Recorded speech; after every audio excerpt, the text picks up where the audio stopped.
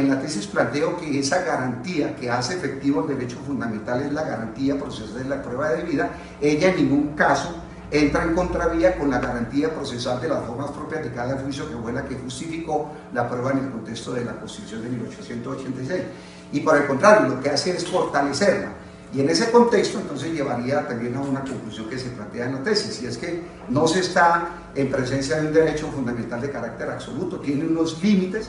Y en este sentido, lo que la doctrina colombiana venía manejando como requisitos intrínsecos del acto probatorio y los extrínsecos son traídos por la misma doctrina española en cabeza del maestro John Picot Junoy como unos límites de ese derecho fundamental. Vale decir, límites intrínsecos que condicionan que la prueba que se aporte en el proceso tenga relación con los hechos que se van a debatir. Por eso se reivindica el concepto de pertinencia, de conducencia, de utilidad y de ausencia de prueba ilícita, retomando un poco lo que hasta hace poco el artículo 178 regulaba como requisitos para el decreto de las pruebas, o si se quiere para el rechazo del plano cuando no se cumplían con esas previsiones en la forma que actualmente consagra el artículo 168 del Código Penal del Proceso. Ahora bien, bajo esa misma perspectiva, los requisitos extrínsecos también funcionarían entonces como un límite a ese derecho a la prueba en la medida en que condiciona el despliegue de la actividad procesal al cumplimiento de los requisitos que tradicionalmente ya han esbozado, es decir, la competencia del juez, la oportunidad procesal, el cumplimiento de las formalidades legales y naturalmente lo relacionado con la capacidad del órgano y del funcionario de prueba.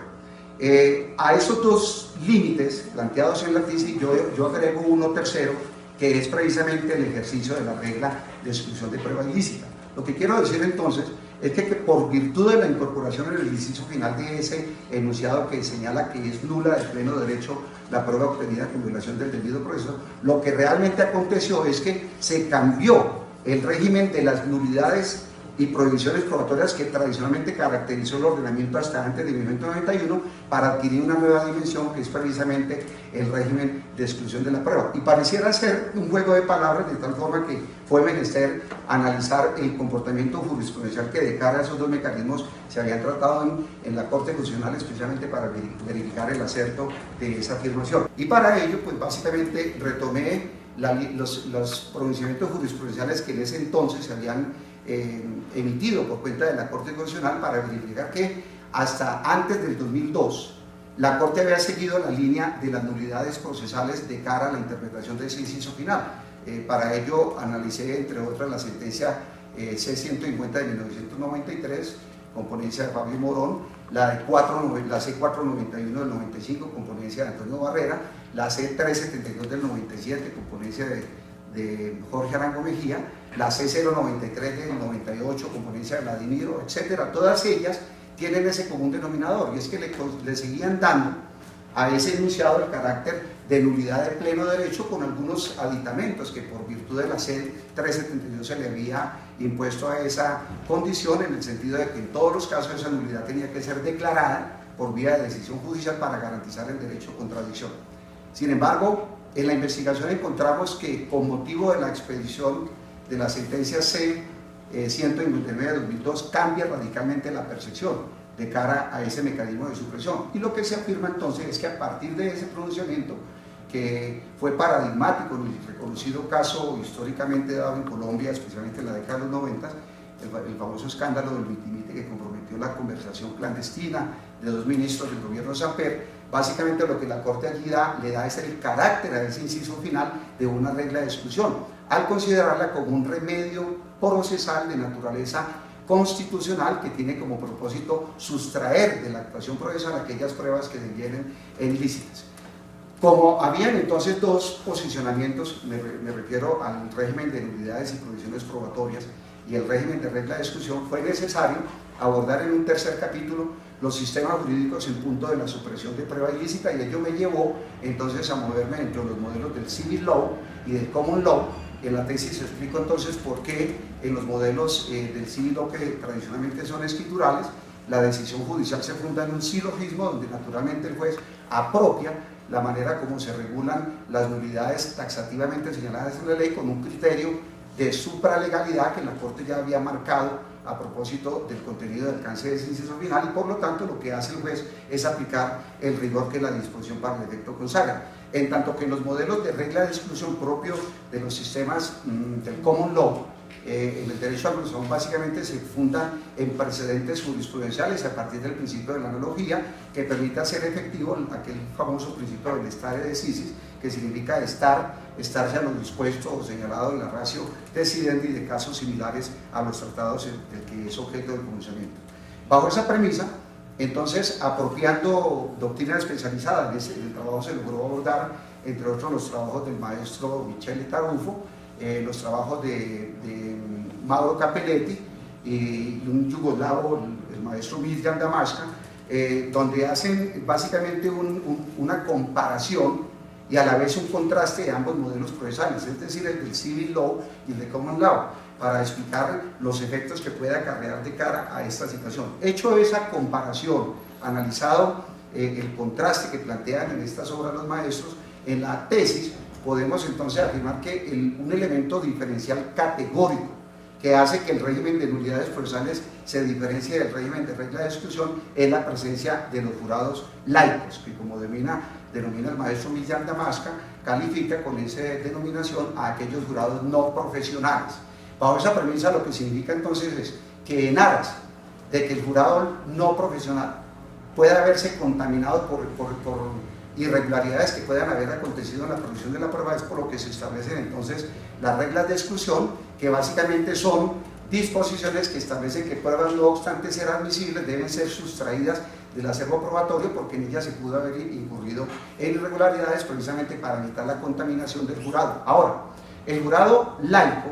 no tiene una fundamentación de orden técnico como lo tiene el jurado de los sistemas del civil law, por lo tanto es menester que las partes, especialmente los apoderados en lo que se denomina la fase prial del debate procesal, tengan la posibilidad de hacer esa depuración de los elementos probatorios que van a llevar a juicio para evitar ese nivel de contaminación. Sin embargo, yo concluyo en esa primera parte de la tesis que existe un común denominador en el tratamiento del régimen de nulidades y el tratamiento del régimen de la regla de exclusión, y es que ambas se estructuran en enunciados que están contenidos en prohibiciones y en otros casos en privilegios, que son los que al final del trabajo procuro aplicar bajo el test o análisis de cada uno de los medios de prueba.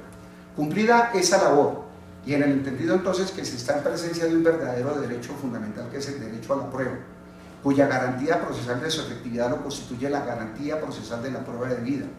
que junto con la garantía procesal de las formas propias de cada juicio dan una nueva dimensión a la actividad probatoria en el contexto del proceso. Quise llegar entonces en la segunda parte del trabajo, bajo la denominación de ilicitud probatoria, a las conclusiones que aquí se expresan. Para ello, básicamente, en esa segunda parte quise plantear, dentro del ejercicio académico que supone la investigación, propiciar una unificación de las diversas modalidades que de cara a la ilicitud probatoria se han planteado, y las denominé precisamente ilicitud probatoria con el propósito de establecer un común denominador entre esas variables. A nivel doctrinal,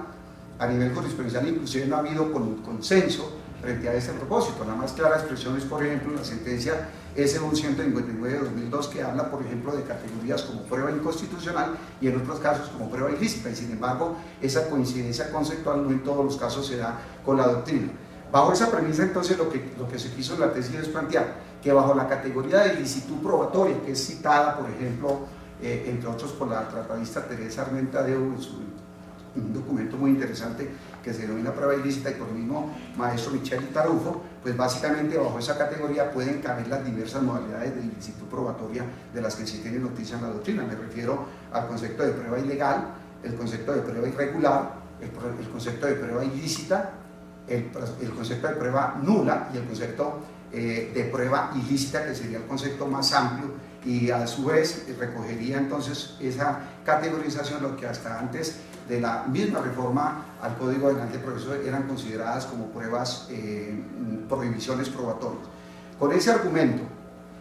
y que se funda básicamente en el siguiente sustento, esas calificaciones que se dan de las consecuencias que deriva la ilicitud son propias de la teoría del acto jurídico, que en el ámbito sustancial regulan como modalidades de ineficacia del acto jurídico. Pero ¿por qué considero que esas consideraciones no son aplicables en el contexto del ámbito procesal? Porque a diferencia de lo que sucede en la relación jurídico de orden sustancial, el legislador sí suele definir cuáles son los elementos esenciales del negocio jurídico. Por lo tanto, es perfectamente posible identificar cuando está en presencia de una nulidad absoluta, cuando está en presencia de una nulidad relativa o cuando el acto es inexistente. En el ámbito del derecho procesal, como la teoría de los actos procesales en principio no fijan cuáles son esos requisitos de la esencia del acto procesal, por eso torna complejo la aplicación de esas categorías. Y ello me llevó entonces a afirmar, retomando en esta hipótesis lo que el maestro Miguel Enrique Rojas ya había planteado en su tesis doctoral, que el criterio o consecuencia procesal de que deriva la ilicitud del acto es el de la inoponibilidad. Inoponibilidad que es tratada especialmente en el contexto del derecho mercantil para efectos de no hacerle producir efecto a ciertos actos en relación con terceras personas que, a oficio de la lectura que se hace en la tesis, siendo el proceso interpartes, convirtiéndose en...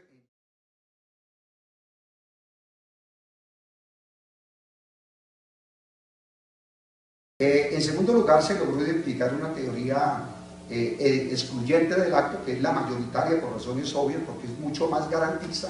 dentro de las que se mueven los tratadistas más reconocidos en el ámbito del derecho probatorio. Básicamente se funda en el argumento de que el fin no puede justificar los medios y por lo tanto la prueba tiene que ser excluida. Entre esos, los planteamientos del maestro Santiago Sentín Melendo, que no obstante ser de la década de los 70, pues hace un planteamiento muy interesante porque no solamente involucra el concepto de prueba derivada, sino que también plantea las necesidades de separar del proceso al juez. De igual manera se cita el planteamiento del maestro Hernando Davis Chandía, obviamente el planteamiento del maestro Jaime Parra Quijano y otros como el caso de Francisco Ramos, que hacen el análisis, lo mismo que el maestro Michel Itarujo, del concepto del proceso propiamente dicho. Y finalmente se logró identificar en la tesis una corriente ecléctica, es decir, una corriente que permite que bajo determinadas circunstancias una prueba no obstante su ilicitud pueda eventualmente producir efectos jurídicos. Ahí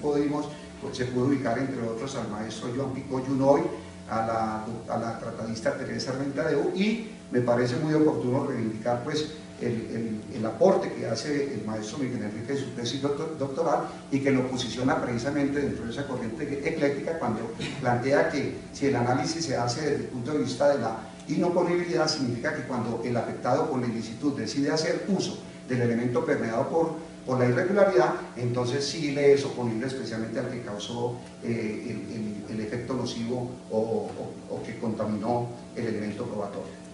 Con base en estos elementos, entonces, en el último capítulo, quise establecer